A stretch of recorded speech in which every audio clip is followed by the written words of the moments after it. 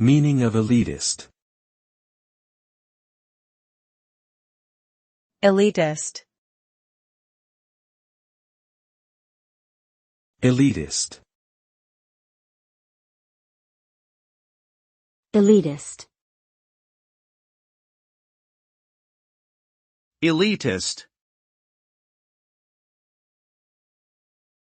The term elitist refers to someone who believes in or supports the idea that a select group of people are superior or entitled to special privileges based on their social status, wealth, education, or other factors.